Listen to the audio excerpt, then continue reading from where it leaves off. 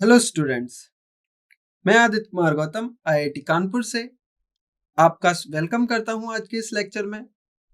आज का जो लेक्चर होगा वो होगा रिलेशन और फंक्शन के ऊपर। कल हमने सेट्स के बारे में जाना था, सेट्स की कई कई सारी प्रॉपर्टीज के बारे में जाना था। तो आज जो हम पढ़ेंगे वो सेट्स तो हम पढ़ चुके हैं। आज हम पढ़ेंगे रिलेशन और फंक्शन के बारे में। तो सबसे पहले हम जानेंगे रिलेशन क्या होता है। अब रिलेशन क्या होता है? अब रिलेशन को जानने से पहले, उसकी डेफिनेशन पर जाने से पहले हम जानेंगे दो बातें। कौन सी दो बातें जानेंगे?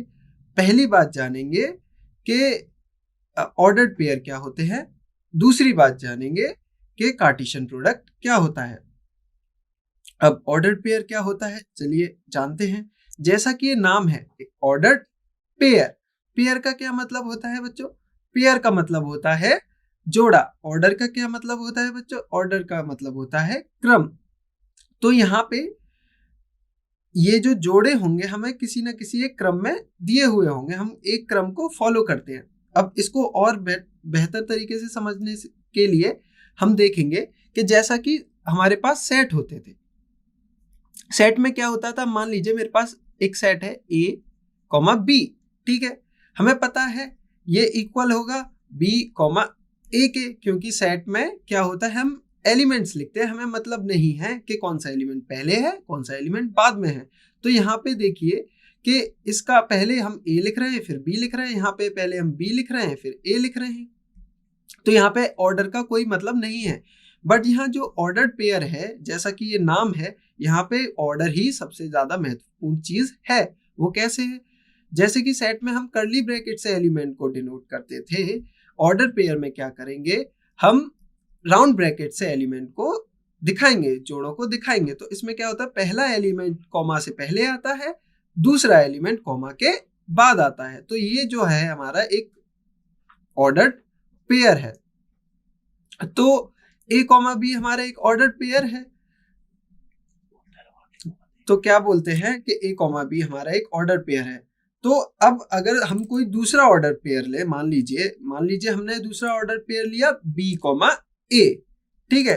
अब जो बी कॉमा ए रहेगा, ठीक है, आप थोड़ा सोचिए कि बी कॉमा ए जो रहेगा, बी कॉमा ए जो ऑर्डर पेयर रहेगा, क्या वो इस वाले के इक्वल रहेगा? नहीं रह सकता। क्यों नहीं रह सकता? क्योंकि हमने जो कॉमा से पहली जो पोजीशन है उसमें ए लिखा है इस वाले पेयर में, और इसमें बी लिखा है। जबकि ऑर्डर्ड पेयर में सबसे महत्वपूर्ण बात यही होती है कि हम पहले पोजीशन पे जो पहला एलिमेंट है वही लिखे, दूसरी पोजीशन पे दूसरा जो एलिमेंट है वही लिखे। तो ये इक्वल नहीं हो सकता। इसको इक्वल होने के लिए सिर्फ यही होना चाहिए कि पहला एलिमेंट पहले के इक्वल हो और दूसरा एलिमेंट दूसरे के इक्वल हो। जैसा कि यहाँ लिखा हुआ है कि इक्वलिटी ऑफ ऑर्डर्ड पेयर्स, यहाँ पे दिया है कि पहला एलिमेंट हमारा A1 है, दूसरा एलिमेंट हमारा B1 है, और हम बोल रहे हैं कि ये ऑर्डर्ड पेयर इक्वल है A2 कॉमा B2 वाले ऑर्डर पेयर से। वो सिर्फ और सिर्फ तभी हो सकता है जब ये वाला एलिमेंट A1 एलिमेंट जो है वो A2 के इक्वल हो, A1 जो है A2 के इक्वल हो, प्लस B1 जो है B2 के इक्वल हो, ठीक है।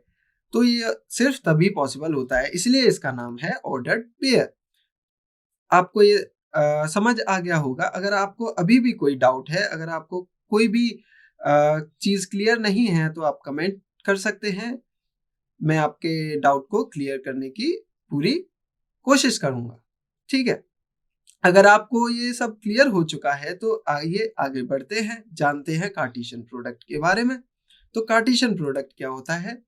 तो कार्टेशियन प्रोडक्ट हम डिनोट करते हैं। अब मान लीजिए मेरे पास दो कोई सेट है ए और बी, ठीक है। सबसे महत्वपूर्ण बात कि हमारे पास नॉन एम्प्टी सेट होने चाहिए, ठीक है। तो नॉन एम्प्टी सेट होने चाहिए। मान लीजिए पहला ए है ए, दूसरा है बी। अब हम कार्टेशियन प्रोडक्ट को डिनोट कैसे करते हैं? ए क्रॉस बी से, ठीक है। तो ये जो कार्टेशियन प्रोडक्ट होता है जिसको हम बोलेंगे ए कार्टेशियन प्रोडक्ट बी, तो वो एक ऐसा सेट होगा, और इस सेट में क्या होगा? ये ऐसा कलेक्शन होगा, और ये कलेक्शन होगा किसका? ये कलेक्शन होगा ऑर्डर्ड पेयर्स का, जिसमें कि ये जो पहला एलिमेंट है वो आएगा हमारे ए सेट से, मतलब ये वाले पहले सेट से, और ये जो दूसरा एलिमेंट है वो आएगा हमारे बी वाले सेट से, दूसरे वाले सेट से। ठीक है, अगर एग्जांपल लें, अगर ए मेरा 1 2 है और बी मेरा ए बी है, तो ए क्रॉस बी क्या होगा? ए क्रॉस बी मेरा डेफिनेशन जो बोलती है वो होगा कि इसमें ऑर्डर्ड पेयर आएंगे। ठीक है, और उन ऑर्डर्ड पेयर में जोड़े होंगे। अब उन जोड़ों में पहला एलिमेंट कहां से आएगा? मेरा ए सेट से आएगा, जो कि 1 हो सकता है, ठीक है, जो कि 2 हो सकता है। ठीक है, अब 1 के साथ दूसरे पोजीशन पे क्या आना चाहिए? बी के एलिमेंट आने चाहिए, जो कि क्या है? एक में ए है, एक में बी है। अब 2 के साथ बी सेम केसेस बनेंगे, जिसमें ए आना चाहिए, जिसमें बी आना चाहिए। क्या इनके अलावा और कोई ऑप्शन आप सोच सकते हैं? नहीं। क्यों नहीं हो सकते? क्योंकि डेफिनेशन ने बोला यही है कि हमारा पहला एलिमेंट जो होगा, जो हमारा पहला एलिमेंट होगा वो सेट ए से आएगा। तो हमने पहले से ही सारे एलिमेंट्स लिख दिए हैं, 1 लिख दिया है, 2 भी लिख दिया है। अब दूसरा एलिमेंट क्या होगा? वो बी से आएगा, ए और बी। तो हमने जितनी भी पॉसिबिलिटीज हो सकती थी हमने लिख दी हैं। ठीक है, अगर ये चीज अगर आपको समझने में कोई दिक्कत हो रही है तो आप कमेंट करिए। अगर आपको सब क्लियर है तो हम चलिए आगे बढ़ेंगे। फिर आशा करता हूं कि आपको सब समझ में आ रहा होगा। अगर आपको और एग्जांपल्स चाहिए तो आप कमेंट करिए, मैं और ज्यादा एग्जांपल्स दूंगा। ठीक है, तो ये थे हमारे ऑर्डर्ड पेयर और कार्टेशियन प्रोडक्ट के बारे में कुछ शब्द। ठीक है, और अच्छे से जानते हैं, आइए देखते हैं एक प्रॉब्लम के थ्रू। अब हमारे पास दिया है एक सेट है M, जिसके एलिमेंट्स क्या है? बैग और पेन। दूसरा सेट है N, जिसके एलिमेंट्स क्या है? पेंसिल, पेपर और पेन। ठीक है, हमसे पूछा गया है कि ये जो X सेट है, ये जो X सेट है, X कैसा सेट है? ऑर्डर्ड पेयर्स का सेट है। ठीक है, ये जो X सेट है जिसमें कि 2 एलिमेंट्स दिए गए हैं, पहला एलिमेंट्स क्या है? बैकपैक कॉमा पेंसिल, और दूसरा ऑर्डर पेयर क्या है? Paper comma bag. क्या X सबसेट है M क्रॉस N का? यहां पर ये क्या है? ये है कार्टेशियन प्रोडक्ट। ठीक है, कार्टेशियन प्रोडक्ट। ये किस किस एलिमेंट्स का कार्टेशियन प्रोडक्ट है? M और N का। अब हमसे पूछा गया है कि X M और N का सबसेट होगा, तो आइए जानते हैं। अब X M और N का सबसेट होने के लिए क्या होना चाहिए? X के एलिमेंट कैसे दिखेंगे? X के अगर हम सेट बिल्डर फॉर्म में लिखें तो X के element M comma N ordered pair जैसे दिखेंगे, जहां पर M कैपिटल M से आएगा और स्मॉल n कहां से आएगा बच्चों? कैपिटल N से आएगा। ठीक है, तो अगर आप देखें इसमें 2 एलिमेंट दिए गए हैं, तो पहला ऑर्डर पेयर देखें जिसमें बैकपैक लिखा हुआ है और दूसरे में पेंसिल लिखा हुआ है। तो हमें पता है बैकपैक, क्या बैकपैक इसका एलिमेंट है? नहीं है। ठीक है, तो हम इसी ऑप्शन से बोल सकते हैं कि X जो है हमारा सबसेट नहीं है। अगर आप दूसरा ऑप्शन भी देखना चाहें, जैसे कि ये वाला ऑर्डर पेयर देखना चाहें, इसमें पहले पेपर दिया हुआ है जो कि N का एलिमेंट है, और फिर बाद में बैग दिया हुआ है जो कि M का एलिमेंट है। तो ये तो पॉसिबल नहीं है, क्योंकि हमें पहले M का एलिमेंट चाहिए, बाद में N का चाहिए। यहाँ पर उल्टा दिया हुआ गया है, यहाँ पर पहले N का एलिमेंट दिया गया है, फिर बाद में M का एलिमेंट दिया गया है। तो ये हम बता सकते हैं, ये हम कह सकते हैं कि X सबसेट नहीं है M कार्टेशियन प्रोडक्ट N का। ठीक है, आगे चलते हैं। आगे अब हमने ये 2 बातें जानी कि कार्टेशियन प्रोडक्ट क्या होते हैं 2 सेट्स के ऑर्डर्ड पेयर क्या होता है। अब बात आती है रिलेशन को जानने की। ठीक है, अब रिलेशन क्या होता है? रिलेशन, सबसे पहले रिलेशन को जानने से पहले हमको पता हमको ध्यान रहना चाहिए कि हमारे पास एक कार्टेशियन प्रोडक्ट होगा, हमारे पास दो सेट होंगे जिसका एक कोई कार्टेशियन प्रोडक्ट होगा। ठीक है, अब ये कार्टेशियन प्रोडक्ट है, ठीक है। तो जो रिलेशन होता है, जो रिलेशन होगा सेट ए से सेट बी पे, हम उसको डिनोट करते हैं। एक कोई रिलेशन है सेट ए से सेट बी पे, तो ये जो रिलेशन होगा वो कार्टेशियन प्रोडक्ट का एक क्या होगा, एक सबसेट होगा। ठीक है, तो हमारे पास दो सेट दिए गए होंगे, एक ए और बी, और उनपे एक रिलेशन होगा ए से बी पे, जो कि कैसा होगा, एक सबसेट होगा। ठीक है, अब एग्जांपल लें, अगर मैं ए सेट ले लूं 1 2 और बी कोई सेट ले लूं ए कॉमा बी, तो कोई भी ये कह सकता है कि मेरा आर जो रिलेशन है वो ए से बी पे है, और वो कैसा है, मान लीजिए हमको दिया गया है 1 कॉमा ए 2 कॉमा बी। तो क्या ये रिलेशन है? डेफिनेशन बोलती है हाँ, ये एक रिलेशन है। क्यों है? क्योंकि ये जो रिलेशन है वो ए से बी पे दिया गया है, और ये जो आर है वो एक सबसेट है किसका, ए कार्टेशियन प्रोडक्ट बी का। ठीक है, आइए आगे जानते हैं। और आगे अब रिलेशन में कुछ टर्म्स हैं जो कि ध्यान रहनी चाहिए। वो टर्म्स क्या है? एक है डोमेन, एक है रेंज, एक है कोडोमेन। जैसा कि हमने अभी पिछली स्लाइड में एक एग्जांपल देखा था रिलेशन का, जो कि क्या था, 1 कॉमा ए 2 कॉमा बी, और हमारा ए था 1 कॉमा 2 और बी था ए कॉमा बी। ठीक है, तो ये जब भी हमें रिलेशन दिया हुआ होता है तो उसके अंदर हमारे पास क्या होते हैं, ऑर्डर्ड पेयर्स होते हैं। अब ऑर्डर्ड पेयर्स में दो पोजीशन होती है, एक कॉमा से पहले एक कॉमा के बाद वाली। तो जो कॉमा से पहले वाली एलिमेंट्स होते हैं हम उनको क्या बोलते हैं, हम उनको डोमेन ऑफ द रिलेशन बोलते हैं। जैसा कि यहाँ लिखा हुआ है कि first element of the ordered pair, तो जो पहला एलिमेंट होता है वो क्या क्या होता है, ऐसे एलिमेंट्स का कलेक्शन जब हम करेंगे तो हम क्या बोलेंगे, डोमेन ऑफ द रिलेशन। तो यहाँ पे अगर मेरे से मैं बोलूं कि ये जो आर दिया गया है इसकी डोमेन क्या है, तो इसकी डोमेन है 1 कॉमा 2, और तो कुछ है नहीं, क्योंकि सिर्फ यही दो एलिमेंट्स हैं जो कि फर्स्ट एलिमेंट्स हैं ऑर्डर पेयर के। ठीक है, अब आते हैं रेंज पे।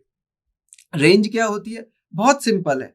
रेंज होती है जो भी सेकंड एलिमेंट होता है एक ऑर्डर पेयर में, उन सारे एलिमेंट्स का कलेक्शन ही क्या कहलाती है, रेंज कहलाती है। तो यहाँ पे रेंज क्या होगी, रेंज होगी ए कॉमा बी। ठीक है, अब आती है बात कोडोमेन की। अब कोडोमेन क्या होता है? कोडोमेन होता है हमारा द होल सेट बी। तो यहाँ पे ये जो सेट होगा बी वो क्या होगा, कोडोमेन होगा। ठीक है, तो रेंज और कोडोमेन में आप कंफ्यूज ना होइएगा, क्योंकि रेंज होता है ये वाले जो एलिमेंट्स हैं जो हमारे ऑर्डर्ड पेयर के सेकंड एलिमेंट्स हैं, उनके कलेक्शन का सेट हम बोलते हैं रेंज। और कोडोमेन होता है जो हमारे पास जो दो सेट दे रखे होते हैं ए और बी, और जब उनका कार्टेशियन प्रोडक्ट करते हैं ए बी, तो ये जो दूसरा सेट होता है उस सेट को हम क्या बोलते हैं, कोडोमेन बोलते हैं। ठीक है, तो आप देख सकते हैं जो हम रेंज होगी, रेंज वो हमेशा क्या होगी, वो सबसेट होगी किसका, कोडोमेन का। ठीक है, वो हमेशा सबसेट होगी कोडोमेन का। तो आपको मैं आशा करता हूं कि आपको ये टर्म्स क्लियर हो गई होंगी। अगर आपको अभी भी कोई कंफ्यूजन है, कोई डाउट है, तो आप प्लीज कमेंट बॉक्स में कमेंट करिए।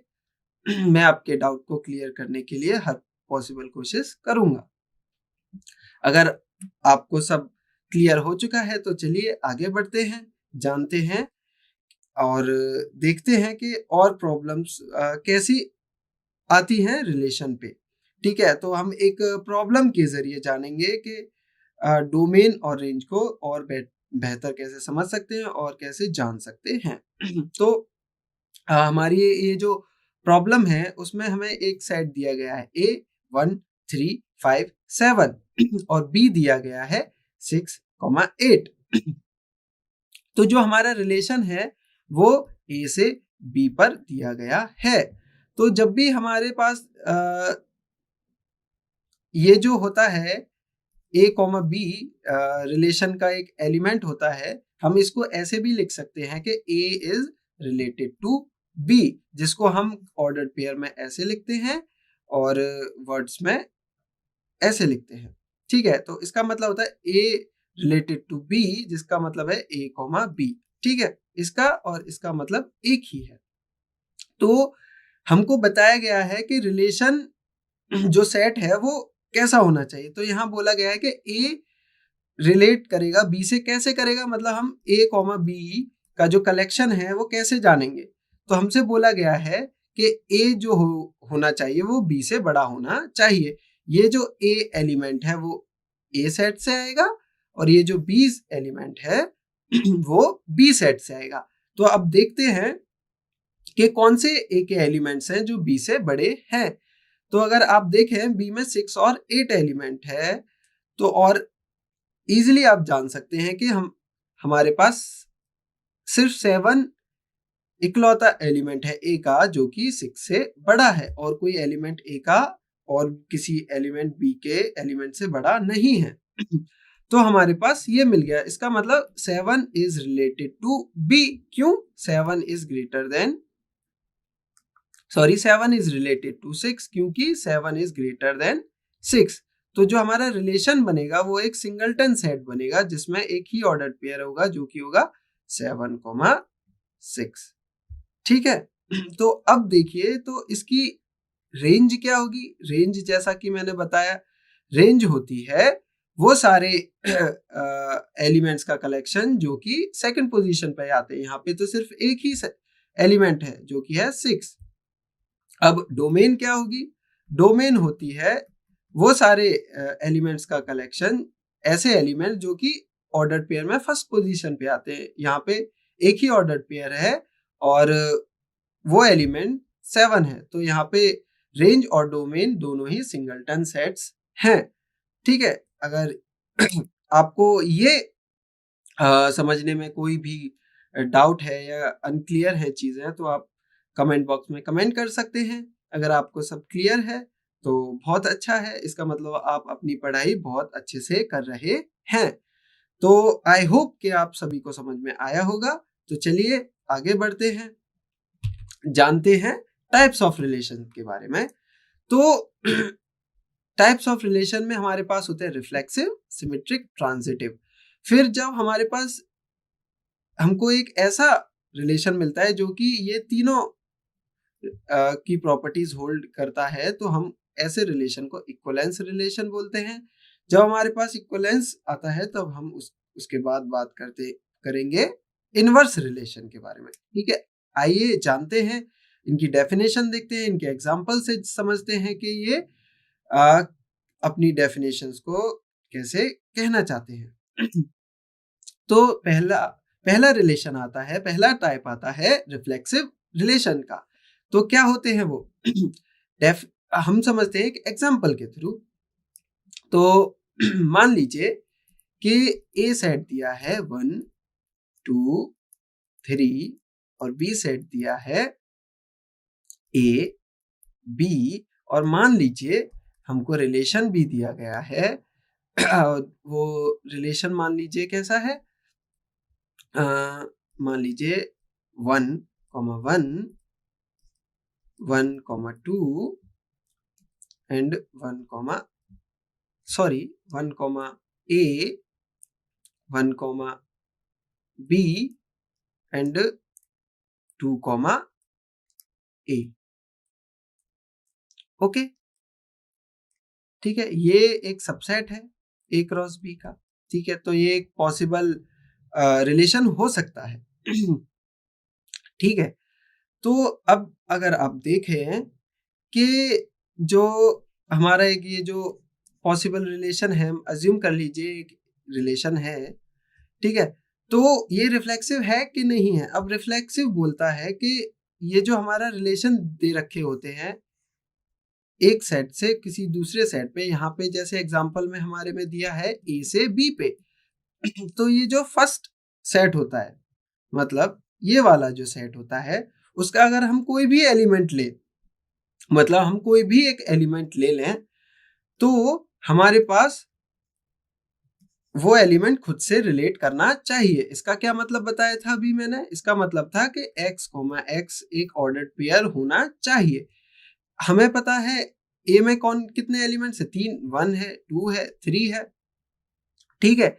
तो अब रिफ्लेक्सिव होने के लिए हमको पता है कि 1, 1 होना चाहिए रिलेशन में, 2, 2 होना चाहिए और 3, 3 भी होना चाहिए, क्योंकि डेफिनेशन ने यही बोला है कि अगर कोई रिलेशन रिफ्लेक्सिव है तो x रिलेट करना चाहिए x से, वो भी हर x के लिए, मतलब हर एलिमेंट के लिए जो कि इस सेट में है, ठीक है।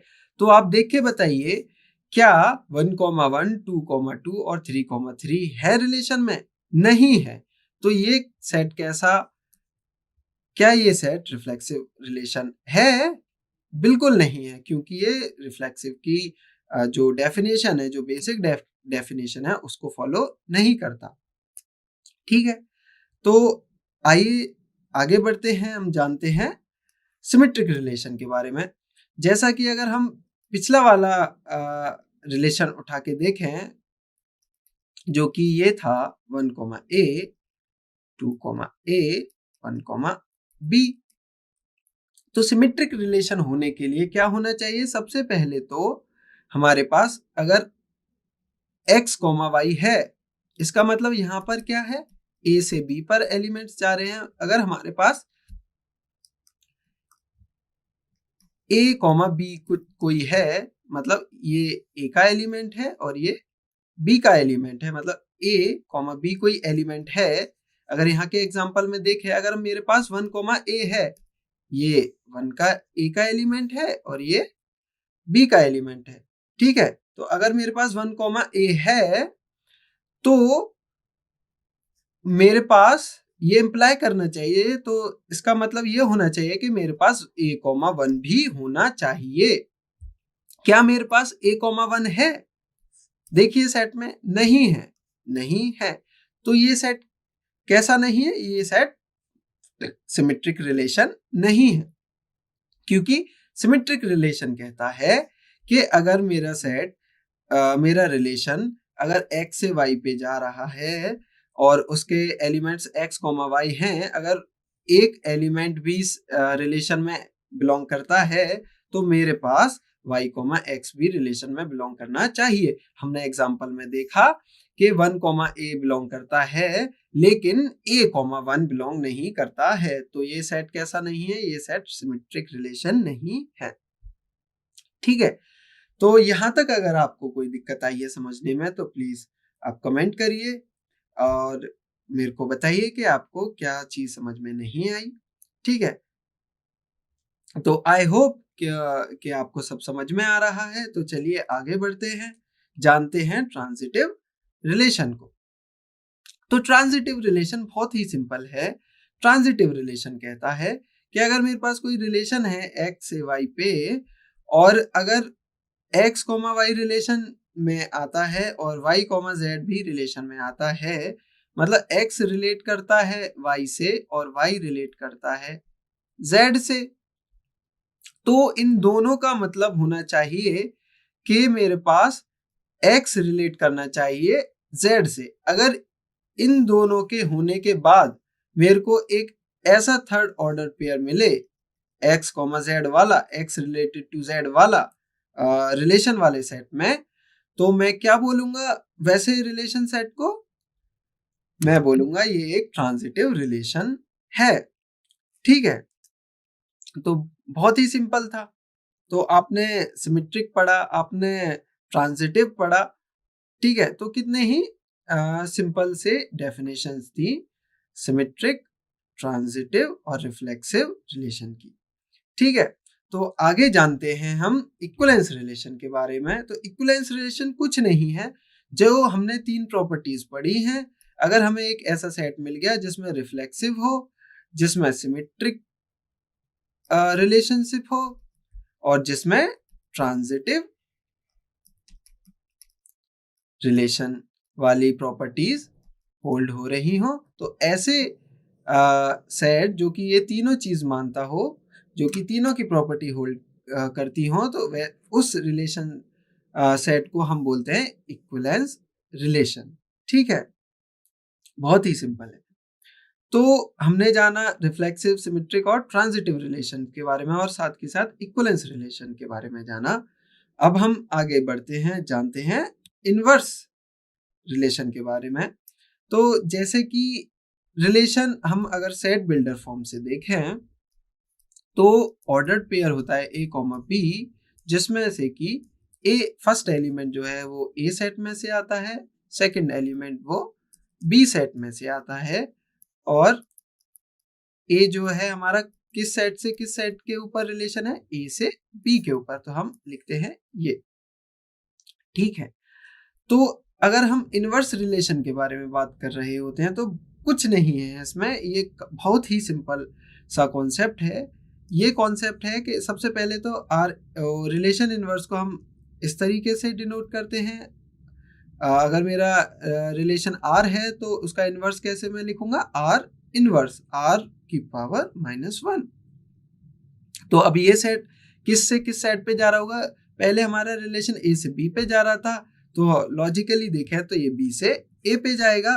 और क्योंकि जब हमने रोस्टर फॉर्म जो सेट बिल्डर फॉर्म देखी थी एक रिलेशन की, वो ऑर्डर्ड पेयर होता है, उसमें ऐसे एलिमेंट्स होते हैं, तो इसकी जो सेट बिल्डर फॉर्म होगी वो बहुत ही आप इससे अंदाजा लगा के बोल सकते हैं कि जो बी होगा वो पहले आएगा, जो ए एलिमेंट होगा वो बाद में आएगा, और ए जो है हमारा ए से ही रहेगा और बी जो है हमारा बी से रहेगा। कितना सिंपल था किसी भी रिलेशन का इनवर्स रिलेशन फाइंड करना।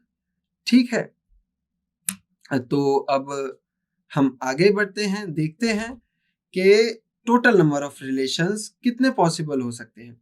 तो अगर मेरे पास एक सेट है ए जिसकी कार्डिनैलिटी है कितनी है, P है, और दूसरा सेट है बी जिसकी कार्डिनैलिटी है Q है, तो आपने जाना था R क्या होता है, R एक सबसेट हो सकता है, R एक सबसेट होता है A क्रॉस B का।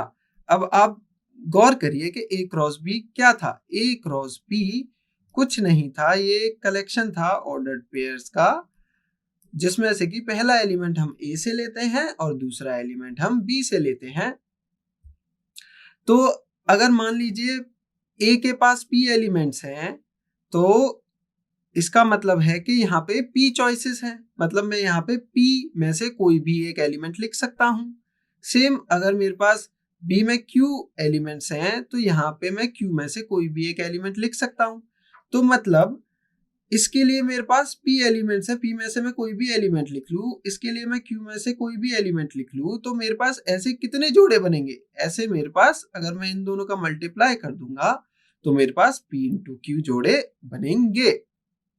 हो गया, तो इसका मतलब मेरे पास आया कि जो दो सेट है, दो जो नॉन एम्प्टी सेट्स हैं, उनका कार्टेशियन प्रोडक्ट करेंगे तो उसकी कार्डिनैलिटी क्या होगी, cardinality of A into cardinality of B. Simple. अब क्योंकि रिलेशन क्या होता है, एक सबसेट रहता है इसका, तो हम ये बता सकते हैं कि number of relations from A to B can be, मतलब हम पॉसिबिलिटी बता रहे हैं कि कितने पॉसिबल सबसेट्स हो सकते हैं। ठीक है, तो वो कितने हो सकते हैं, इस सेट के हमारे पास इतने एलिमेंट्स हैं, तो हमने जाना था कि अगर कोई सेट है जिसका एलिमेंट्स m हैं, तो उसके कितने सबसेट बनेंगे, 2 की पावर m। तो इसके कितने सबसेट बन सकते हैं पॉसिबल, उसके बन सकते हैं 2 की पावर pq।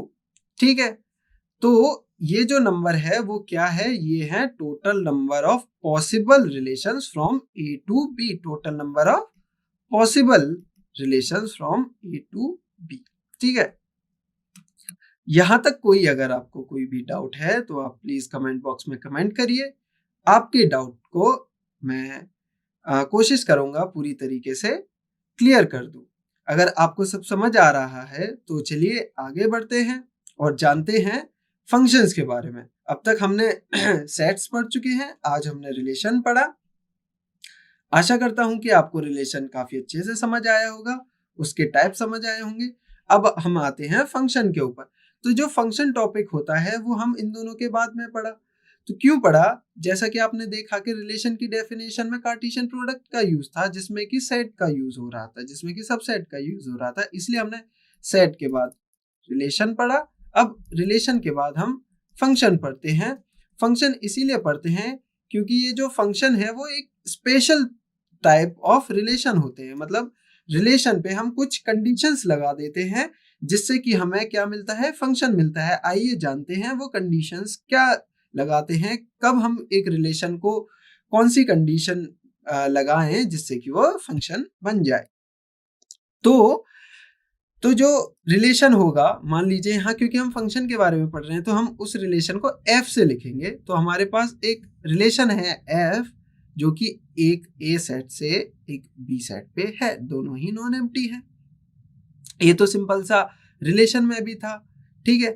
तो ये जो हम पहले से बोल रहे हैं ये क्या क्या होगा? एक रिलेशन होगा पहले से ही, ठीक है। तो रिलेशन की जितनी भी चीजें हमने पढ़ी वो तो फॉलो होंगी ही होंगी। अब आइए जानते हैं क्या दो वो नई चीजें हैं जो एक्स्ट्रा हैं इसमें, ठीक है। तो पहली है कि अगर इसका मैं कोई भी एलिमेंट ले लूं, ठीक है, कोई भी एलिमेंट ले लूं इस एलिमेंट से, तो मेरे पास क्या होना चाहिए कि इसका अगर मैं कोई भी एक एलिमेंट ले लूं वो किसी ना किसी एक एलिमेंट से रिलेट करना चाहिए बी के एलिमेंट पे। कोई भी अगर यहाँ से एक एलिमेंट उठा लूं, मेरे को मतलब नहीं है कि ये एलिमेंट कौन सा है क्या है, बस मेरे को एक रिलेशन चाहिए इसके किसी भी एक एलिमेंट के लिए, ठीक है। अब इस चीज के लिए एक एग्जांपल देख लेते हैं। मान लीजिए अगर मैं विजुअली देखना चाहूं तो मान लीजिए ये मेरा ए सेट है जिसमें 1 और 2 आते हैं, ये मेरा बी सेट है जिसमें ए बी सी आते हैं। अब ए में से मान लीजिए ए रिलेट कर रहा है, 1 रिलेट कर रहा है ए से, ठीक है, किसी भी तरीके से कर रहा है, मान लीजिए कोई भी एक तरीका है जिससे ये रिलेट कर रहा है। तो अगर मैं बोलूं क्या ये रिलेशन फंक्शन कहलाएगा, तो ये रिलेशन फंक्शन नहीं कहलाएगा। क्यों नहीं कहलाएगा? कि पहली प्रॉपर्टी बोलती है कि ए सेट के सारे एलिमेंट्स किसी ना किसी बी सेट के एलिमेंट से क्या होने चाहिए? रिलेट करने चाहिए। लेकिन यहाँ तो सिर्फ एक ही एलिमेंट है जो कि रिलेट कर रहा है। हमारे पास जो ये वाला एलिमेंट बचा है ये तो सिर्फ खाली बैठा हुआ है, ये तो किसी के पास नहीं जा रहा। तो ये क्या है? ये एक फंक्शन नहीं है, ये फंक्शन नहीं है। तो अब ये बात हमें समझ में आई कि फंक्शन के लिए हमको सबसे पहली चीज क्या चाहिए होगी? जो भी उसका ये फर्स्ट सेट होगा उसमें सारे एलिमेंट कैसे होने चाहिए? रिलेट करने चाहिए, ठीक है। ठीक है, चलिए करा देते हैं। पहली कंडीशन को हमने फुलफिल करा दिया। चलो अब यहाँ देख सकते हैं कि आप 1 भी रिलेट कर रहा है, 1 को हमने रिलेट कर दिया ए से, 2 भी रिलेट कर रहा है, 2 को हमने रिलेट कर दिया बी और सी दोनों से। तो क्या ये रिलेशन है? तो इसमें पहली प्रॉपर्टी तो सेटिस्फाई हो रही है, लेकिन यहाँ पे एक चीज समझने की है। यहाँ पे आप दूसरी प्रॉपर्टी पे आ जाएंगे, क्योंकि पहली प्रॉपर्टी ने बोला था कि इसके सेट ए के सारे एलिमेंट किसी ना किसी एलिमेंट से रिलेट करने चाहिए सेट बी के से, ठीक है, जो कि है पहली प्रॉपर्टी है। अब दूसरी प्रॉपर्टी ने बोला कि जो हमने रिलेट किया है, जो 1 को हमने ए से रिलेट किया है, 2 को हमने बी और सी दोनों से रिलेट किया है, तो दूसरी प्रॉपर्टी बोलती है कि ये जो रिलेशन है, ये जो एसोसिएट कर रहा हूं मैं एलिमेंट्स को, कि जाइए 1 आप ए के पास जाइए, जाइए 2 आप बी और सी दोनों के पास जाइए। तो ये जो दूसरी प्रॉपर्टी है वो एक चीज को बोलना चाह रही है, वो की है यूनिक, कि जो हमारा रिलेशन होगा जो हमारा रिलेशन होगा वो इस प्रकार से होगा कि एक एलिमेंट जो है, जैसे कि यहाँ पे आपने देखा 2 को अगर आप समझना चाहें तो दूसरी प्रॉपर्टी कह रही है कि हमको 2 को इस तरीके से रिलेट करवाना है कि वो एक ही समय पे दो अलग अलग जगह रह सकता है क्या? नहीं रह सकता। तो वही यूनिक की बात की जा रही है कि 2 जो होगा वो एक समय पे एक ही जगह पे मौजूद रह सकता है, या तो वो बी पे रहेगा या वो सी पे रहेगा। ये दोनों जगह अलग अलग हैं, बी कोई 10 किलोमीटर दूर है सी से। तो क्या 2 जो है वो बी और सी पे लोकेशन पे एक ही टाइम पे एक ही जगह रह सकता है? नहीं रह सकता। तो यही दूसरी प्रॉपर्टी कहना चाह रही है कि ऐसा नहीं होना चाहिए कि 2 जो है वो बी जगह पे भी हो एक ही वक्त में और सी की जगह पे भी हो एक ही वक्त में। ठीक है, तो ये हुआ। तो हमने अगर ये जो रिलेशन था ये भी कैसा नहीं था? फंक्शन नहीं था। क्यों नहीं था? कि क्योंकि 2 जो है वो बी और सी पे, बी लोकेशन और सी लोकेशन जो कि 10 किलोमीटर दूर हैं आपस में, उन दोनों ही जगह एक टाइम पे मौजूद नहीं रह सकता।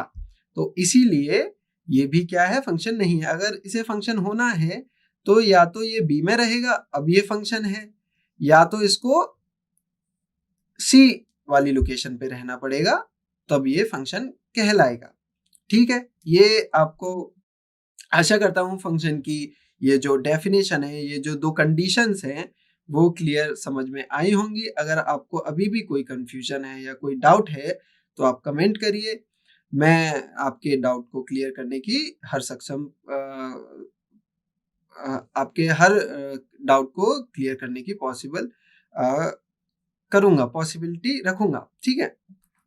तो आइए आगे जानते हैं। हमने देखा कि फंक्शन क्या होता है डेफिनेशन से। अब जानते हैं उसकी डोमेन और रेंज क्या होती है। ये भी जैसे कि फंक्शन एक रिलेशन है, रिलेशन में हमने डोमेन और रेंज का कॉन्सेप्ट पढ़ा था। सिंपल था कि ऑर्डर्ड पेयर का फर्स्ट एलिमेंट डोमेन है, सेकंड एलिमेंट क्या है? रेंज है। वही सेम कॉन्सेप्ट से हम डोमेन और रेंज ऑफ अ फंक्शन बताएंगे। तो domain of a function F, मान लीजिए जो हमारा रिलेशन है, जो हमारा फंक्शन है वो ए से बी पे जा रहा है, तो डोमेन क्या होगा? डोमेन होगा जो हमारा एफ है, एफ एक रिलेशन है, इसका मतलब ये एक ऑर्डर्ड पेयर का कार्टेशियन प्रोडक्ट होगा ए कॉमा बी। ए जिसमें से ए कहाँ से आएगा हमारा? ए से आएगा, और बी क्या होगा हमारा? बी एलिमेंट आएगा बी से, लेकिन ठीक है, बी एलिमेंट क्या आएगा? बी से आएगा, और ये एक, ठीक है। तो जो फंक्शन होगा ऐसा होगा। तो अब हमको पता है कि ये जो फर्स्ट एलिमेंट है ए जो फर्स्ट एलिमेंट है वो उन सारे एलिमेंट्स का कलेक्शन ही क्या कहलाता है? डोमेन कहलाता है। सिंपल। लेकिन रेंज की जब बात आती है तो ये हमने बोला था वहां पे रिलेशन में कि रेंज जो होता है वो सेकंड एलिमेंट का क्या होता है? कलेक्शन होता है। लेकिन फंक्शन में क्या होता है?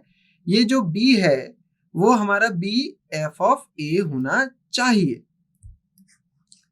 ठीक है, जब हमारा बी एफ ऑफ ए होगा तब हम क्या करेंगे? ऐसे कलेक्शन को हम क्या बोलेंगे? रेंज बोलेंगे। ठीक है, आई बात समझ में? अगर अभी भी आपको कोई भी क्वेरी है, कोई भी कंफ्यूजन है तो आप कमेंट करिए। अगर आपको सब समझ आ रहा है तो चलिए आगे बढ़ते हैं, देखते हैं। अगर ये एक नोट है जो कि क्वेश्चन सॉल्व करने में काफ़ी हेल्प करता है।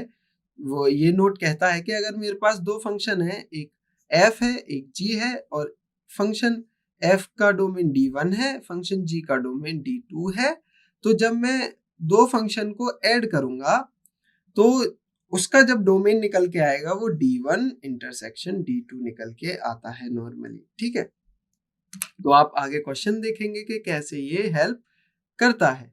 तो चलिए आगे बढ़ते हैं और जानते हैं एक एग्जाम्पल से कि कैसे हम डोमेन और रेंज निकाल सकते हैं। तो यहाँ हमें फंक्शन दिया हुआ है, यहाँ बोला गया है कि एक फंक्शन है। तो फंक्शन होने के लिए हमने बोला था कि फंक्शन एक ए सेट से एक बी सेट पे जाता है, एक डोमेन होता है ये क्या कहलाता है, कोडोमेन कहलाता है। ठीक है, रेंज और कोडोमेन में कंफ्यूज नहीं होइएगा। तो ये होता है हमारा डोमेन, ये होता है हमारा कोडोमेन, और रेंज क्या होती है, अगर हमारे पास ए है तो उससे रिलेटेड जो एफ ए निकल के आएंगे उन सारे एलिमेंट्स का एक जो सेट होगा उसको क्या बोलेंगे, रेंज बोलेंगे। ठीक है, जो कि रेंज क्या होता है, रेंज हमेशा क्या होता है, कोडोमेन का एक सबसेट होता है। ठीक है, रेंज क्या होता है, सबसेट होता है किसका, कोडोमेन का। ठीक है, अब हमें यहाँ फंक्शन दिया गया है तो हमें बताना है कि डोमेन क्या है। डोमेन से क्या मतलब होता है, डोमेन से मतलब होता है कि हम क्या क्या x की वैल्यू रख सकते हैं। तो देखते हैं, अगर आप सोचिए यहाँ हमें एक ऊपर पॉलिनोमियल क्वाड्रेटिक इक्वेशन दी गई है, हमें एक डिनोमिनेटर में क्वाड्रेटिक एक्सप्रेशन दिया गया है, तो अगर ये डिनोमिनेटर इक्वल टू 0 हो जाए तो क्या ये पूरा का पूरा जो एक्सप्रेशन है वेल डिफाइंड रहेगा, नहीं रहेगा। क्योंकि हमको पता है कि हम कोई भी चीज को जब भी हमारे पास एक फ्रैक्शन दिया गया है तो हम ट्राई करते हैं कि डिनोमिनेटर में 0 ना बने। तो जब भी आप ऐसा कोई क्वेश्चन देखें जिसमें फ्रैक्शन में एक फंक्शन दिया गया है और उसकी डोमेन फाइंड करनी है, तो उसकी डोमेन बहुत इजी है फाइंड करना। कि यहाँ पे क्योंकि अगर आप ये फाइंड कर लेते हैं कि ये जो डिनोमिनेटर वाला जो फंक्शन है ये जो एक्सप्रेशन है वो कब 0 होगा, तो उन पॉइंट्स को हम रियल नंबर्स में से अगर हटा दें तो वो क्या बन जाती है, हमारी डोमेन बन जाती है। आइए सॉल्व करके जानते हैं कि मैं क्या कहना चाहता हूँ। तो क्योंकि हमें इग्नोर करना है कि x square minus 8x plus 12 0 ना हो, मतलब 0 हो, ये चीज को हमें क्या करना है, इग्नोर करना है। तो सबसे पहले जानते हैं कि ये जो क्वाड्रेटिक एक्सप्रेशन है x square minus 8x plus x वो कब 0 होगा, चलिए जानते हैं। तो हमें पता है, अगर मान लीजिए अल्फा बीटा इसके रूट हैं तो हमें पता है सम ऑफ रूट्स होता है माइनस बी बाय ए जो कि होगा 8, और प्रोडक्ट ऑफ रूट होता है सी बाय ए जो कि होता है 12। तो आप इस पर थोड़ा गौर दीजिए कि आप कोई दो नंबर ऐसे सोच सकते हैं जिनका प्रोडक्ट 12 है, बहुत सारे नंबर होते हैं, लेकिन जो सबसे पहले माइंड में आते हैं वो क्या आ सकता है, 1 इंटू 12, 3 इंटू 4, 6 इंटू 2। ठीक है, अब इनमें से देखिए कि कौन से नंबर हैं जो कि सम करने पे 8 आ रहे हैं, वो है ये। तो हम डायरेक्टली ज्यादा बिना कैलकुलेशन के बोल सकते हैं, ये मान लीजिए एक हिट एंड ट्रायल मेथड का ये एक पार्ट मान लीजिए, थोड़ा रिजल्ट्स यूज किए हैं हमने, बाकी हमने हिट एंड ट्रायल का यूज किया है। तो हमको हमारे पास आ गया कि x अगर 2 है और x अगर 6 है तो ये जो डिनोमिनेटर वाला एक्सप्रेशन है वो कैसा बन जाएगा, वो 0 बन जाएगा। ठीक है, तो वो 0 बन जाएगा। तो हम क्या करेंगे, तो हम रियल नंबर में से ये दोनों एलिमेंट्स को हटा देंगे। तो अगर हमने ये दोनों एलिमेंट्स हटा दिए तो हम अगर यहाँ किसी भी एक रियल नंबर को डालेंगे तो हमारे पास क्या आएगा, एक वेल डिफाइंड नंबर आएगा। एक हमारे पास fx एक कोई भी एक फाइनाइट नंबर होगा अगर हम x को कोई भी रियल नंबर ले लें सिवाय 2 और 6 के।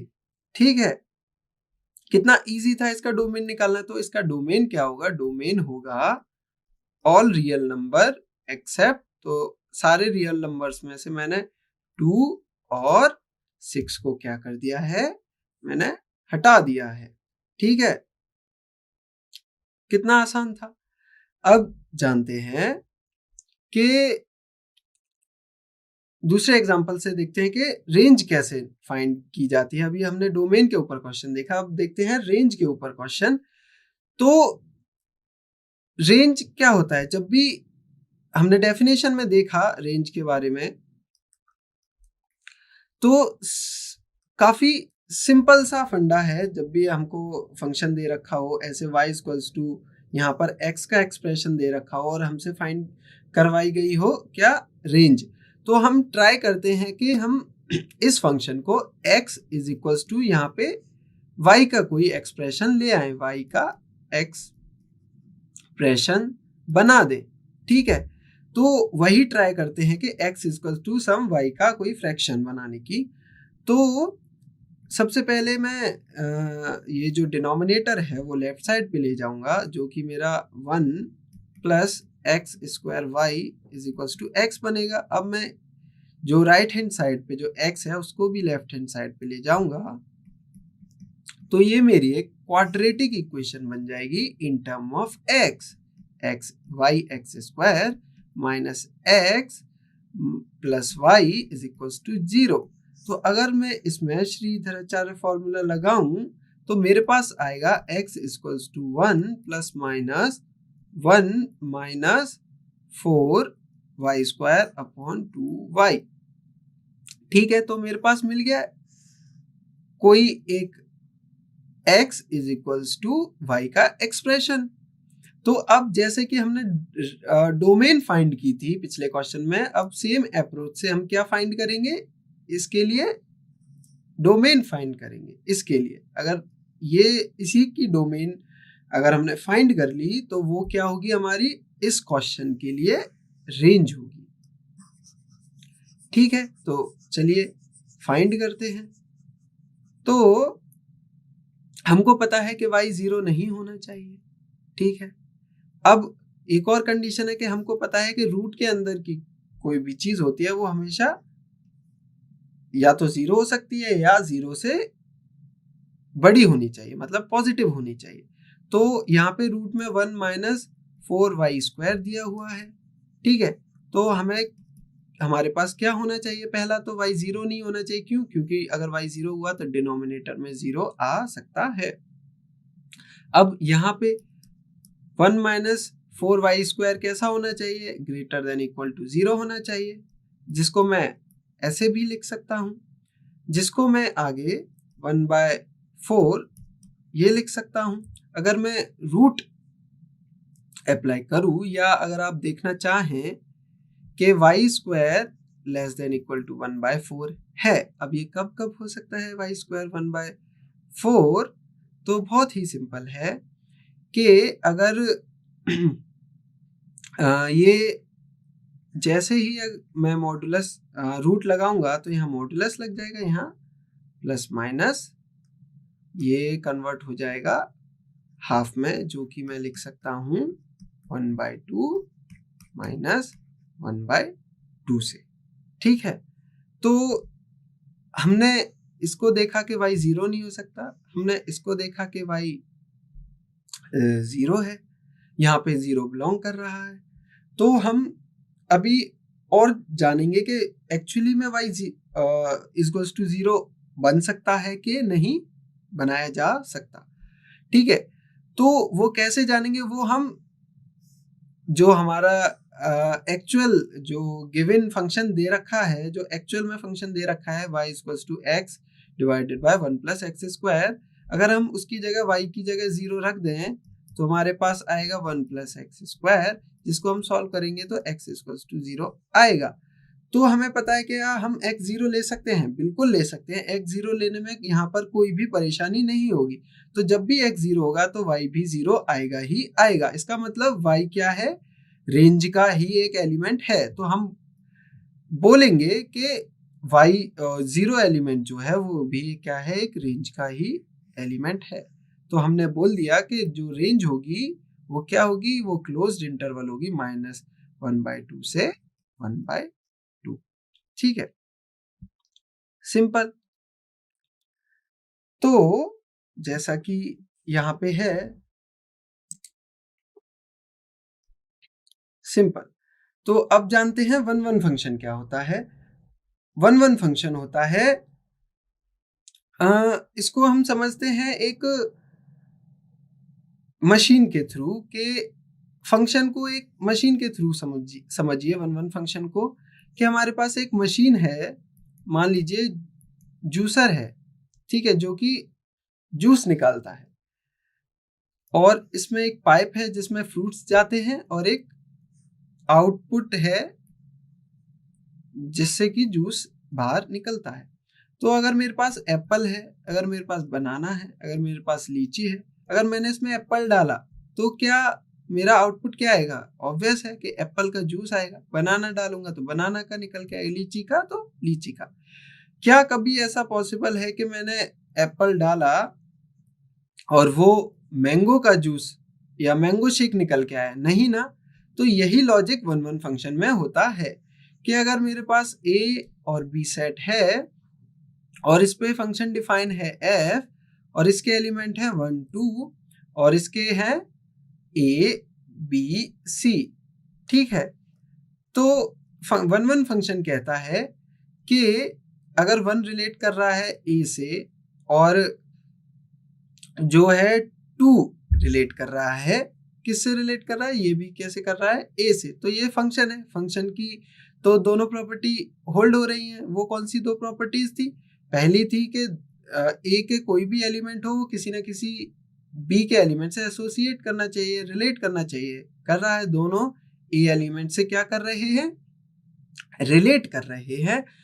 तो पहली हो गई। अब दूसरी प्रॉपर्टी क्या थी कि ये जो एक एलिमेंट है वो एक बार में एक लोकेशन पे होना चाहिए। मतलब यहाँ हम देख सकते कि ये भी यूनिक वाली जो प्रॉपर्टी थी वो भी होल्ड हो रही है। यहाँ पर 1 क्या है, वो किस लोकेशन पे बोल सकते हैं? ए पे है। 2 क्या है, वो भी ए पे है। ऐसा नहीं है ना कि 1 ए पे भी है किसी और लोकेशन पे भी है, साथ के साथ नहीं है। तो दूसरी वाली प्रॉपर्टी भी क्या हो रही है? होल्ड हो रही है। तो ये एक फंक्शन है। अब देखते हैं क्या ये 1-1 फंक्शन है। तो हमने देखा कि हमने एफ मशीन में जो जूस वाली मशीन है इसमें हमने 1 डाला तो हमारे पास क्या निकल के आया? ए निकल के आया। हमने 2 डाला तो क्या निकल के आया? तब भी ए निकल के आ रहा है। लेकिन हम जो जूस वाला कॉन्सेप्ट था कि हम 1 डालेंगे तो कुछ निकल के आएगा, 2 डालेंगे तो और कुछ निकल के आना चाहिए। लेकिन यहाँ दोनों एलिमेंट डाल रहे हैं इनपुट के तौर पे मशीन में, तो हमारे पास ए ही निकल के आ रहा है। तो ये एक 1-1 फंक्शन नहीं है। इसे 1-1 होने के लिए क्या होना पड़ेगा कि इसका जो आउटपुट निकल के आएगा वो भी कैसा होना चाहिए? अलग होना चाहिए। या तो बी होना चाहिए तब ये 1-1 है, या सी होना चाहिए तब ये कैसा फंक्शन रहेगा? 1-1 रहेगा। अब मैथमेटिकली हम कैसे लिखते हैं कि अगर मेरे पास कोई भी दो एलिमेंट है ए से, जैसे कि हमने यहाँ पे देखा, और हमको ये पता है कि f of a1 is equal to f of a2 है। जैसे हमने पहले एग्जांपल पे देखा था कि ये दोनों इक्वल थे, मतलब f ऑफ 1 a है और यही f ऑफ 2 है। मतलब f ऑफ 1 देने पे मेरे को a मिल रहा है, f ऑफ 2 देने पे भी मेरे को a ही मिल रहा है। तो अगर ऐसा है तो उसके बाद जो मेरे को मिलना चाहिए वो a1 इक्वल टू a2 मिलना चाहिए। इसका मतलब अगर ये 1-1 होता तो कैसा होता? ये इंप्लाई करता कि 1 जो है वो इक्वल होता 2 से। क्या ऐसा है? यहाँ पे नहीं है। तो इसीलिए क्या है, मैथमेटिकली हम ऐसे देखते हैं और डायग्राम से देखना चाहें तो आप ऐसे देख सकते हैं, ठीक है। और समझने के लिए आप जूस वाला एग्जांपल याद रख सकते हैं, ठीक है। आशा करता हूं कि ये वाला जो 1-1 फंक्शन की जो डेफिनेशन है, ये जो एग्जांपल है, आपको समझ में आए होंगे और कोई भी डाउट नहीं रहा होगा। अगर फिर भी कोई भी डाउट है तो आप कमेंट बॉक्स में कमेंट करिए। मैं कोशिश करूंगा कि आपका वो डाउट मैं क्लियर कर पाऊं, ठीक है। तो हम आगे बढ़ते हैं ऑन टू फंक्शन की ओर। तो ऑन टू फंक्शन को आप एक एग्जाम्पल के तौर पे समझिए, फिर मैं डेफिनेशन से बताऊंगा कि ये एक ए सेट है, ये एक बी सेट है, जिसपे हमने एक फंक्शन डिफाइन किया, ठीक है। 1 2 ए बी सी मान लीजिए एक फंक्शन है। तो हमें पता है 1-1 है, जैसा कि अभी हमने देखा 1-1 के लिए एक इनपुट एक ही आउटपुट दे और दूसरा इनपुट दूसरा अलग कोई और आउटपुट दे, सेम आउटपुट ना दे। जूस वाला कॉन्सेप्ट। तो यहाँ ऑन टू के लिए क्या होता है? ऑन टू के लिए होता है कि ये जो बी वाला सेट है, ऑन टू के लिए हम बी वाले सेट पे फोकस रखते हैं। कैसा फोकस रखते हैं कि ये जो बी का जो सेट है इसमें कोई भी अगर मैं एलिमेंट लूं, ठीक है, कोई भी अगर एलिमेंट लूं वो किसी ना किसी ए के एलिमेंट से रिलेट करना चाहिए। तो ए तो रिलेट कर रहा है 1 से, बी रिलेट कर रहा है 2 से, लेकिन सी का क्या, सी का हम देख सकते हैं कि कोई भी रिलेशन है ही नहीं, तो ये ऑन टू फंक्शन तो है नहीं। अब इसे ऑन टू कैसे बनाया जा सकता है? अब ऑन टू के लिए जैसा कि मैंने बताया कि बी के सारे एलिमेंट किसी ना किसी एक एलिमेंट के साथ क्या होने चाहिए, रिलेट करने चाहिए। लेकिन अगर बी को रिलेट करना चाहूँ 2 से, तो ये तो फंक्शन की डेफिनेशन ही नहीं मानेगा, क्योंकि फंक्शन की डेफिनेशन बोलती है कि कोई भी एक एलिमेंट एक ही बार में दो जगह प्रेजेंट नहीं रह सकता है। वो जो यूनिकनेस, वो जो सेकंड पॉइंट था यूनिक वाला, कि एक एलिमेंट एक ही आउटपुट देगा, कभी भी दो जगह पे एक ही साथ नहीं रह सकता। ठीक है, तो सी जो बी का एलिमेंट है वो ना तो मैं 1 से कनेक्ट कर सकता उसे, ना ही 2 से कनेक्ट कर सकता। तो मैं क्या कर सकता हूँ, या तो मैं सी को हटा दूं, तब मेरा ये जो सेट, ये जो रिलेशन बनेगा जिसमें दो सेट हैं ए और बी, और दोनों सेट में कितने कितने एलिमेंट, दो एलिमेंट हैं, तब मैं बोल दूंगा ये कैसा सेट है, ऑन टू सेट है। ऑन टू क्यों हो गया? अब क्योंकि बी सेट में एक भी ऐसा एलिमेंट नहीं है जिसका मुझे कोई कनेक्शन ना मिले, कोई भी कनेक्शन एलिमेंट ना मिले ए में। ठीक है, तो ये कैसा है, एक ऑन टू फंक्शन है। अब इसकी डेफिनेशन से समझते हैं। इसकी डेफिनेशन, इसका आप दूसरा भी नाम होता है जो कि है सर्जेक्टिव। 1 जो हमने अभी फंक्शन पढ़ा उसका भी दूसरा नाम होता है जो कि होता है इंजेक्टिव। ठीक है, तो जो ऑन टू फंक्शन होता है, पहला तो फंक्शन हमारा ए से बी पे जाना चाहिए। अब अगर वो ऑन टू है, इसका मतलब है अगर मैं कोडोमेन में से कोई भी एलिमेंट उठाऊं, कोडोमेन मतलब ये जो बी वाला सेट है, कोडोमेन में से कोई भी एलिमेंट उठाऊं, तो वो हमें क्या मिलना चाहिए, उसकी एक प्री इमेज मिलनी चाहिए। ठीक है, प्री इमेज का मतलब कि ए किससे रिलेट कर रहा है, यहाँ पे मतलब किससे कनेक्टेड है, किससे एसोसिएटेड है, 1 से एसोसिएटेड है, तो हम इसको बोलते हैं 1 is a pre image of A. Okay, यहाँ पे वही लिखा हुआ है, if every element of the codomain is the image. यहाँ पे इमेज तो ये है, A1 is pre image of A. अगर दूसरे वर्ड्स में देखें, A is an image of 1। Okay, तो ये वर्ड्स हैं, ये कुछ टर्म्स हैं जो आपको ध्यान रखनी चाहिए, इनमें कभी कंफ्यूज ना हो। ठीक है, तो अगर हम 1 की तरफ से देखें तो 1 क्या है, ए का प्री इमेज है। अगर हम ए की तरफ से देखें तो ए क्या है, 1 का इमेज है, इमेज। ओके, जैसा कि यहाँ लिखा हुआ है, if every element of the codomain, मतलब ये वाले एलिमेंट क्या कहलाते हैं, इमेज कहलाते हैं, और ये वाले एलिमेंट क्या कहलाते हैं, प्री इमेजेस कहलाते हैं। ओके, तो ये तो हो गया कोडोमेन का एग्जांपल। आई होप आपको क्लियरली समझ में आया होगा। 1 फंक्शन, ऑन टू फंक्शन, ये जो एग्जांपल्स हैं वो समझ में आए होंगे। अगर अभी भी आपको कोई भी डाउट है, किसी भी टर्म में कोई कंफ्यूजन है, तो आप कमेंट करिए, मैं आपके डाउट्स को क्लियर करने की हर संभव पॉसिबल करूँगा कि आपका कोई भी डाउट हो तो वो क्लियर हो जाए। ठीक है, तो अब आगे बढ़ते हम जानते हैं कंपोजिशन ऑफ फंक्शन के बारे में, कि कंपोजिशन ऑफ फंक्शन क्या होते हैं। कंपोजिशन ऑफ फंक्शन क्या होते हैं, इसमें सबसे पहले तो हमारे पास दो फंक्शन होने चाहिए। एक फंक्शन है एफ, ए से बी पे, और दूसरा एक ऐसा फंक्शन होना चाहिए कि जो कि ये जो हमारा पहला फंक्शन था एफ, जिसका ये कोडोमेन है, कोडोमेन। ठीक है, ये जो कोडोमेन है वो दूसरे फंक्शन का क्या होना चाहिए, डोमेन होना चाहिए।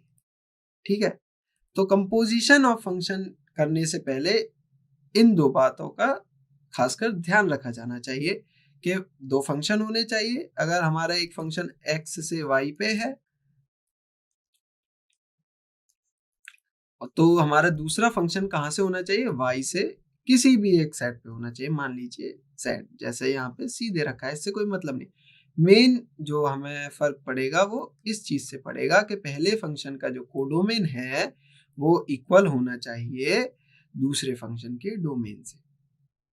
ठीक है, अब कंपोजिशन ऑफ फंक्शन को हम कैसे डिफाइन करते हैं? कंपोजिशन ऑफ फंक्शन को डिफाइन करते हैं हम, पहला तो उसे रिप्रेजेंट करते हैं इस तरीके से। ये है कंपोजिशन ऑफ टू फंक्शंस, ठीक है, एफ जी एंड एफ। ठीक है, तो ये कहाँ से कहाँ डिफाइन है? गॉफ अगर लिखते हैं, इसको हम गॉफ बोलते हैं, तो ये डिफाइन है क्योंकि एफ ए से बी में जा रहा है। तो पहले हम एफ वाला देखेंगे, एफ ए से बी पे गया, फिर दूसरा फंक्शन है बी से सी पे जा रहा है तो फिर बी से सी पे गया। तो हम इसको शॉर्ट में लिखते हैं कि गॉफ कहाँ से कहाँ गया, composition of G and F कहाँ से कहाँ गया, ए से सी पे गया। ऐसे ही अगर एफ ऑफ जी लिखा होगा तो जी पहले बी से सी पे जाएगा, ठीक है, लेकिन सी से ए पे तो जा नहीं सकता।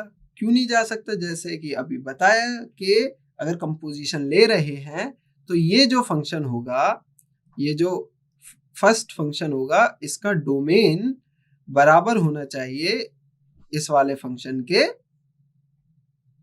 सॉरी, इसका जो कोडोमेन है जी वाले का, यहाँ पे जो कोडोमेन है वो इक्वल होना चाहिए एफ वाले के डोमेन से, जो कि यहाँ पे नहीं है, तो हम इसको नहीं लिख सकते।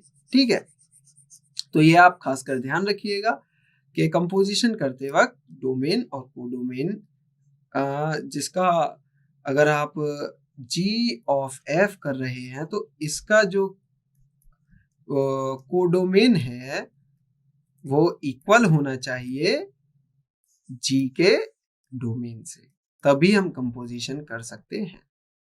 तो अब मान लीजिए कंपोजिशन दिया हुआ है, ये ए से सी पे है, तो ये किस तरीके से डिफाइन होता है? हम लिखते ऐसे हैं, तो G of F of X equal होता है जी ऑफ एफ एक्स के।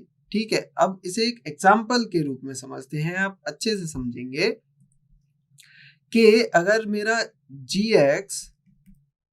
एक्स दिया हुआ है और एफ एक्स 2x दिया हुआ है, और मान के चलिए कि इसके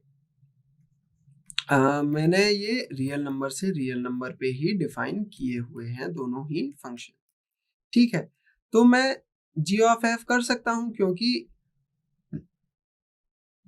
f की जो कोडोमेन है, मतलब f की जो कोडोमेन है वो g की डोमेन है। ठीक है, तो मैं डिफाइन कर सकता हूं। तो अब ये डेफिनेशन से बोला गया है कि g ऑफ एफ एक्स है। कितना इजी है इसको समझने के एग्जांपल से, कि क्योंकि अब मेरे को पता है एफ एक्स क्या है, वो 2x है। अब जी एक्स क्या था, मेरा x था, मतलब यहाँ पे मैं x यूज कर रहा था तो यहाँ x आ रहा था। तो अब अगर मैं यहाँ 2x यूज करूंगा तो जहां भी मेरा वेरिएबल x होगा वहां मैं क्या लिख दूंगा, सिंपल 2x लिख दूंगा। तो g ऑफ f मेरा क्या निकल के आया, 2x निकल के आया। ऐसे ही आप f ऑफ g निकाल सकते हैं, जो कि क्या होगा, f ऑफ gx होगा, और gx क्या है, वो x है, और fx क्या है आपको पता ही है, वो है 2x। तो f ऑफ g और g ऑफ f क्या आए हैं, दोनों ही 2x आए हैं। ठीक है, ये इन जनरली ट्रू नहीं होता कि दोनों इक्वल हैं। ठीक है, तो अब हम आगे देखते हैं एक एग्जांपल के थ्रू f ऑफ g और g ऑफ f को। तो एक मैं कर देता हूं, दूसरा आप एग्जांपल के तौर पे आप अपनी प्रैक्टिस के लिए ये वाला फाइंड करिए। f ऑफ g मैं करता हूं, तो f ऑफ g का मतलब है f ऑफ gx, और gx का क्या फंक्शन दे रखा है, वो 2x माइनस 3 दे रखा है, और fx हमें x square plus 3x plus 1 दे रखा है। तो जहां भी x है वहां पर मैं 2x माइनस 3 को रिप्लेस कर दूंगा, मतलब x को मैं 2x माइनस 3 से रिप्लेस कर दूंगा, तो मेरा क्या आएगा, एक्स स्क्वायर मतलब 2x माइनस 3 का होल स्क्वायर प्लस 3x था, तो 3 इंटू 2x माइनस 3 प्लस 1। तो ये जो है मेरा क्या है, ये है f ऑफ g, है ना कितना सिंपल। ऐसे ही आप g ऑफ f निकाल सकते हैं। ठीक है, तो चलिए आई होप अब तक आपने कर लिया होगा, नहीं किया है तो आइए साथ दोनों मिलके साथ साथ करते हैं। अगर आपको कोई भी दिक्कत आ रही है निकालने में तो आप वो चीज़ वेरीफाई कर सकते हैं या कमेंट बॉक्स में कमेंट करके मेरे से पूछ सकते हैं। तो चलिए, तो इसका मतलब होता है g ऑफ एफ एक्स क्या है हमारे पास, वो है x square plus 3x plus 1। ठीक है, तो अब जहां भी मेरे gx मेरे पास 2x माइनस 3 है, अब जहां भी मेरे पास gx में x है वहां मैं x square plus 3x plus 1 से क्या कर दूंगा, रिप्लेस कर दूंगा, जो कि क्या आएगा 2 into x square plus 3x plus 1 minus 3। तो ये जो एक्सप्रेशन आया, ये क्या आया, ये आया g ऑफ f का। सिंपल। तो यहाँ तक अगर आपको कोई भी दिक्कत आई है समझने में तो आप कमेंट करके पूछ सकते हैं। आई होप कि आपको सब समझ में आया हो। ठीक है, तो हम आगे बढ़ते हैं। हम जानते हैं इनवर्स ऑफ अ फंक्शन को। तो जैसे कि हमने इनवर्स रिलेशन जाना था, उसी तरीके से इनवर्स ऑफ अ फंक्शन को हम जानेंगे। तो सबसे पहले इनवर्स होने के लिए फंक्शन को 1 1 होना चाहिए और उसको ऑन टू होना चाहिए। मतलब कि अगर मेरे पास दो सेट है a और b और एक फंक्शन डिफाइन है और सेट में मान लीजिए 3 एलिमेंट्स हैं और इसके 2 एलिमेंट्स हैं, ठीक है, और मुझे इनवर्स फाइंड करना है, तो क्या मैं कर सकता हूँ, नहीं कर सकता। क्यों नहीं कर सकता, क्योंकि ये या तो अगर आप ट्राई कर रहे हैं इसको फंक्शन बनाने की तो ये तो हो गया, ठीक है, लेकिन जब आप थर्ड एलिमेंट को कनेक्ट करेंगे या तो आपको b के साथ करना पड़ेगा या आपको a के साथ करना पड़ेगा। उस केस में ये फंक्शन 1 1 नहीं रहेगा। तो 1 1 होने के लिए हम थर्ड एलिमेंट लाएंगे। तो अब देखिए ये 1 1 भी है, ऑन टू भी है। ठीक है, ऑन टू कैसे है, ऑन टू ऐसे है कि ये जो b का जो सेट है, ये जो कोडोमेन का जो सेट है, उसका अगर मैं कोई भी एक एलिमेंट लूं, वो एलिमेंट किसी ना किसी एक एलिमेंट से एसोसिएट करता है a के। ठीक है, अगर ये ऐसा होता 1 2 3 और यहाँ पे a b c d होते, तो क्या अब मैं इसका इनवर्स फाइंड कर सकता था, नहीं कर सकता। क्यों नहीं कर सकता था, क्योंकि इनवर्स फाइंड करने के लिए ऑन टू होना चाहिए। यहाँ पे 1 1 तो है लेकिन ऑन टू नहीं है। ऑन टू क्यों नहीं है, ये जो b सेट है इसका ये जो d एलिमेंट है वो किसी भी एलिमेंट से a के एलिमेंट से एसोसिएट नहीं है, इसीलिए ये ऑन टू नहीं है। ऑन टू नहीं है तो इनवर्स भी नहीं फाइंड कर सकते। ठीक है, इनवर्स के लिए ऑन टू होना चाहिए, इनवर्स के लिए 1 1 भी होना चाहिए, दोनों कंडीशन होनी ही चाहिए, तब हमारे पास एक फंक्शन निकल के आएगा। मतलब हम ढूंढ सकते हैं और वो फंक्शन कैसा होगा, हमारे पास एक यूनिक फंक्शन आता है जो कि मान लीजिए g है और वो g फंक्शन कहाँ से होगा, जैसे f a से b में रहता है तो जो इनवर्स फंक्शन होगा g वो b से a में होगा। और वो कैसा होगा, अगर हमारे पास fx कोई y एलिमेंट आ रहा है तो ये जो g फंक्शन है वो क्या देगा, g ऑफ y हमको बाद में x देगा। सिंपल। तो ये सिंपल सी डेफिनेशन दी हुई है। तो अब अगर इसकी रोस्टर फॉर्म देखें या इसका हम g को आप f इनवर्स से भी, जैसा कि नाम है इनवर्स फंक्शन, तो आप f इनवर्स से डिनोट कर सकते हैं। तो ये जो सेट बिल्डर फॉर्म अगर आप देखने की कोशिश करें तो इसमें कैसे ऑर्डर्ड पेयर होंगे, ऐसे ऑर्डर्ड पेयर होंगे जिसमें पहला एलिमेंट होगा fx, दूसरा एलिमेंट होगा x। ठीक है, प्लस एक कंडीशन होगी कि एक्स एफ एक्स कहाँ से बिलोंग करना चाहिए, कौन से रिलेशन से बिलोंग करना चाहिए, एफ जो रिलेशन डिफाइन है हमारा ए से बी पे। ठीक है, तो ये था हमारा इनवर्स ऑफ फंक्शन। अगर इसमें कुछ इशू है या कोई डाउट है तो आप पूछ सकते हैं, आप क्लियर कर सकते हैं कि इनवर्स ऑफ फंक्शन कि कब निकाला जा सकता है। जैसा कि यहाँ दो कंडीशंस पहले ही बता चुका हूँ कि इनवर्स ऑफ फंक्शन जब 1 1 हो, हमारा फंक्शन जब ऑन टू हो, ये दोनों हो, तब हमारे पास एक यूनिक फंक्शन मिल सकता है जो कि इनवर्स होगा। अब इनवर्स फंक्शन कैसी चीज कैसी प्रॉपर्टीज दिखाता है, वो दिखाता है कि वो जो फंक्शन होगा वो b से a पे होगा, प्लस अगर हमारे पास F X is equals to Y है, अगर यहाँ देखें, अगर यही मेरा फंक्शन f है, अगर मैं इसका f इनवर्स निकालना चाहूँ मान लीजिए, तो f इनवर्स जो होगा सबसे पहला तो वो b से a पर होगा। ये है हमारा f इनवर्स। ठीक है, अब इसके एलिमेंट्स कैसे हैं, इसके एलिमेंट्स हैं c, ये c, 3। क्यों है, क्योंकि f ऑफ 3 क्या है, c है। तो हमने देखा था f ऑफ 3 जो कि क्या है, c है, तो हमने यहाँ फर्स्ट एलिमेंट c लिखा, सेकेंड एलिमेंट x लिखा, मतलब 3 लिखा। देखिए, तो डायग्राम से आप समझ सकते हैं कि पहले हम b के एलिमेंट्स को लिखेंगे, मतलब इसका जो डोमेन होगा, मतलब जो फर्स्ट एलिमेंट होगा ऑर्डर्ड पेयर का, वो b के एलिमेंट्स होंगे। ठीक है, b a।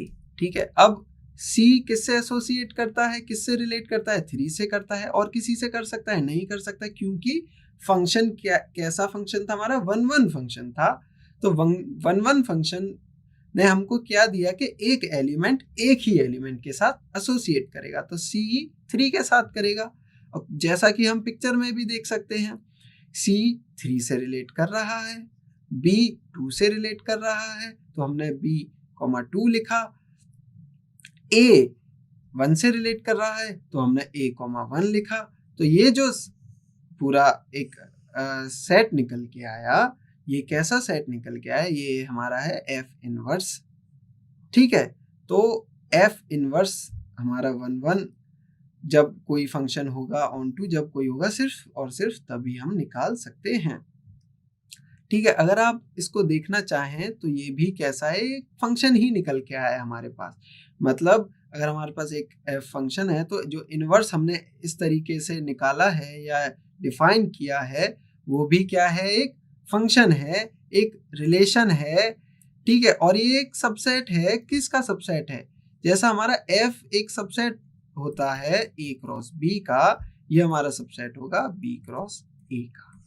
ठीक है, तो ये था इनवर्स के बारे में। अगर अभी भी आपको कोई भी इशू है या कोई भी डाउट है तो प्लीज कमेंट करिए, जिससे कि मैं जान पाऊं कि आपको कहाँ दिक्कत आ रही है, कहाँ मैं और अच्छे तरीके से और बेटर तरीके से आपको और ज़्यादा अच्छे एग्जाम्पल्स के साथ बता सकता हूँ, आपको समझा सकता हूँ। ठीक है, तो जैसा कि मेरे को कोई कमेंट नहीं दिख रहे हैं कि आपको कोई डाउट है, तो मैं एज्यूम कर लेता हूँ या मैं ये होप करता हूँ कि आपको सब समझ में आ रहा है। तो चलिए आगे देखते हैं। आगे मैंने कुछ एक रिमार्क लिखा हुआ है, जो रिमार्क कहता है कि अगर दो फंक्शन दिए हुए हैं, मान लीजिए f और g दो फंक्शन दिए हुए हैं, अगर किसी ने बोला है आपसे कि ये दोनों फंक्शन, f एक फंक्शन है और g क्या है, इनवर्स फंक्शन है f का, तो आप उस केस में कैसे बता सकते हैं या कैसे वेरीफाई कर सकते हैं बिना लेंदी प्रोसेस के कि ये दोनों इनवर्स हैं कि नहीं हैं। सिंपल सा है कि अगर आप f कंपोजिशन g करें या g कंपोजिशन f करें, तो आपके पास आंसर x आना चाहिए, सिंपल। ठीक है, तो ये छोटी सी ट्रिक होती है कि अगर दो फंक्शन दे रखे हैं, अगर उन्हें बताना है कि ये दोनों इन्वर्स हैं कि नहीं है, तो हम कंपोजिशन की हेल्प लेते हैं। ठीक है, तो आगे मैंने कुछ आपके लिए 2 प्रैक्टिस प्रॉब्लम्स डाली, बहुत ही इजी हैं। आई होप कि आप वो कर पाएं। अगर उन्हें करने में कोई भी दिक्कत हो आपको, तो नेक्स्ट लेक्चर में आप उन्हें कमेंट बॉक्स में कमेंट करिएगा, तो और हम आपकी सारी क्वेरी, उससे रिलेटेड सारे डाउट्स को क्लियर करेंगे।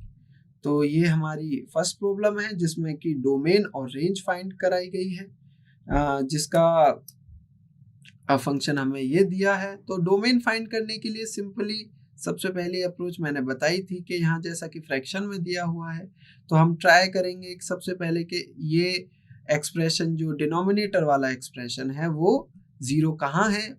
जैसे ही हमें पता चलेगा कि इन पॉइंट्स पे 0 है, तो हम क्या करेंगे, वो पॉइंट्स रियल नंबर में से हटा देंगे। ठीक है, अब आते हैं सेकंड प्रॉब्लम पे। सेकंड प्रॉब्लम भी बहुत इजी है।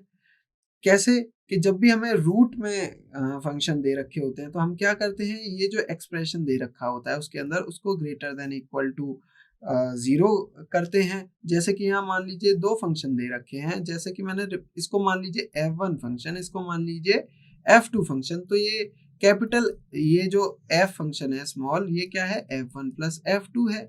जब मैंने थ्योरी पढ़ाई थी तो आपको एक नोट लिखवाया था, जब मेरे पास 2 फंक्शन दे रखे हों, अगर उनका सम हो रहा है और उनकी डोमेन फाइंड करनी है, तो मैं क्या करूंगा, इसकी f1 की डोमेन निकालूंगा, f2 की डोमेन निकालूंगा, फिर दोनों का इंटरसेक्शन कर दूंगा। ठीक है, तो इनकी डोमेन कैसी निकाली जा सकती है कि ये जो एक्सप्रेशन है दोनों, इनको greater than equal to 0 put करिए, जो भी x की वैल्यूज आए उनका इंटरसेक्शन लीजिए और आपके पास आपका आंसर मिल जाएगा। तो ये है आज के हमारे सेशन का जो 2 प्रॉब्लम है वो। आई होप आप इन्हें ट्राई करेंगे। आपकी जो भी क्वेरी होंगी आप नेक्स्ट सेशन में, नेक्स्ट लेक्चर में जब भी हम मिलें, आप कमेंट करेंगे और पूछेंगे जो भी आपके डाउट्स होंगे वो। तो थैंक यू, आप इस लेक्चर में साथ रहे। तो आई होप कि आप ये दोनों प्रैक्टिस प्रॉब्लम्स को प्रैक्टिस करें। So thank you.